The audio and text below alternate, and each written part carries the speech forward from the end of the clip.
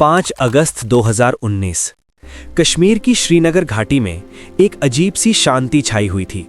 हर तरफ सन्नाटा था, लेकिन इस सन्नाटे के पीछे कुछ बहुत बड़ा छुपा हुआ था। वहां मौजूद सभी बड़े नेताओं के घरों के आसपास कड़ी सुरक्षा तैनात कर दी गई थी।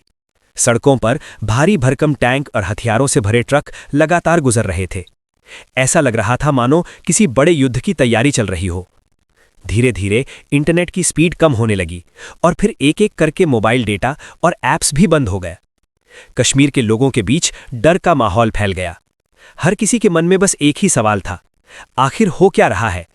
कुछ लोगों को लगा शायद कोई बड़ा आतंकी हमला होने वाला है या फिर युद्ध की तैयारी चल रही है, लेकिन सच्चाई इससे कहीं ज्यादा बड़ी थी।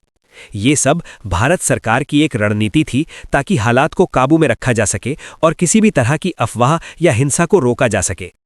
फिर आई अगली सुबह, जब भारत के गृह मंत्री अमित शाह संसद में खड़े होकर एक ऐसा ऐलान करते हैं जिसे सुनकर पूरा देश और संसद में बैठे सभी लोग हैरान रह जाते हैं। एक ऐसा फैसला जो इतिहास बदलने वाला था। वो कश्मीर जो वर्षों से आतंकवाद के डर में जी रहा था, जहां लोग अपने ही घरों में खुलकर त्योहार मनाने से डरते थे, अब एक नए दौर की ओर बढ़ने वाला था। आज मैं आपको बताने वाला हूं आखिर क्या है आर्टिकल 370 की असली सच्चाई। भारत का वो हिस्सा जहां जन्नत भी है और जंग भी। कश्मीर एक ऐसी जमीन जिसे लेकर दशकों तक सवाल उठते रहे, और इन सवालों के बीच खड़ा था एक कानून, आर्टिकल 370। साल 1947 जब भारत आजाद हुआ तो रियासतों को दो विकल्प दिए गए, भारत में शामिल हो जाओ या पाकिस्तान में। कश्मीर के राजा हरी सिंह शुरू में स्वतंत्र रहना चाहते थे, लेकिन तभी पाकिस्तान की तरफ से कबायली हमला हुआ।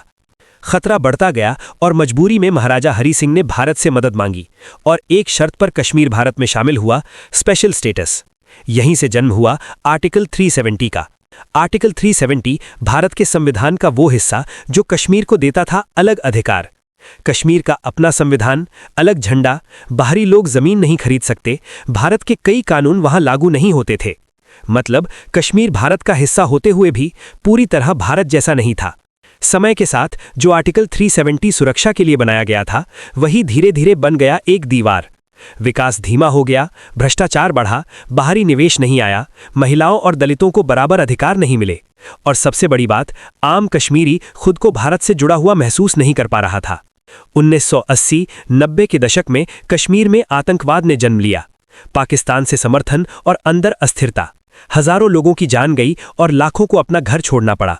फिर आया वो दिन जिसने इतिहास बदल दिया, 5 अगस्त 2019, जब भारत के प्रधानमंत्री नरेंद्र मोदी और गृह मंत्री अमित शाह ने एक बड़ा फैसला लिया। आर्टिकल 370 को हटा दिया गया। इसके बाद कश्मीर पूरी तरह भारत का हिस्सा बन गया। भारत का संविधान पूरी तरह लागू, कोई भी भारतीय वहां जमीन खरीद सकता है, महिलाओं को बराबर अधिकार, शिक्षा, रोजगार और निवेश के नए मौके, और सबसे बड़ी बात, कानून सबके लिए एक समान। अब सवाल यह है, क्या कश्मीर के लोग सच में फ्री हो गए? पहले अलग कानून, सीमित अवसर, अब समान अधिकार, नए मौके। कुछ लोग इसे आजादी मानते हैं तो कुछ इसे पहचान खोने जैसा समझते हैं। आज कश्मीर में टूरिज्म बढ़ रहा है, नई सड़कें बन रही हैं, निवेश आ रहा है, लेकिन 370 हटने के बाद कश्मीर में बदलाव की एक नई लहर देखने को मिली। धीरे धीरे लोगों के मन से डर कम होने लगा और एक नई उम्मीद जन्म लेने लगी। लोगों को महसूस होने लगा कि अब वे बिना डर के जी सकते हैं, अपने त्योहार खुलकर मना सकते हैं। घाटी में फिर से रौनक लौटने लगी, त्योहारों की खुशियां दिखने लगी। सुरक्षा व्यवस्था भी पहले से कहीं ज्यादा मजबूत हो गई थी। हर जगह भारतीय सेना की मौजूदगी ने लोगों के मन में विश्वास पैदा किया। इसके साथ ही प्रशासनिक स्तर पर भी कई बड़े कदम उठाए गए। कुछ नेताओं के घरों से भ्रष्टाचार से जुड़े सामान और दस्तावेज सामने आए, जिससे ये संकेत मिला कि व्यवस्था के अंदर भी सुधार की जरूरत थी। राजनीतिक स्तर पर भी कई बड़े फैसले लिए गए और एक के बाद एक नई नीतियों को लागू किया गया। इन बदलावों के बीच सरकार पर जिम्मेदारी और दबाव दोनों बढ़े ताकि वो अपने फैसलों को जमीन पर सही तरीके से लागू कर सके। कश्मीर धीरे धीरे एक नए दौर की ओर बढ़ रहा था, जहां उम्मीद, विकास और स्थिरता तीनों साथ साथ आगे बढ़ रहे थे।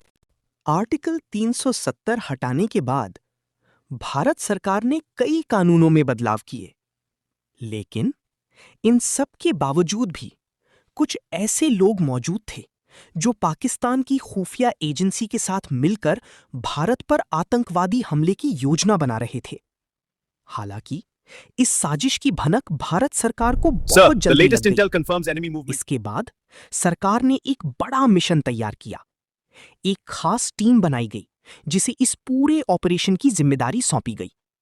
टीम को हर छोटी बड़ी जानकारी दी गई और पूरी योजना को विस्तार से समझाया गया ताकि इस खतरे को समय रहते खत्म किया जा सके। इस फैसले के बाद सरकार का दावा था कि आतंकवाद पर कड़ा प्रहार हुआ।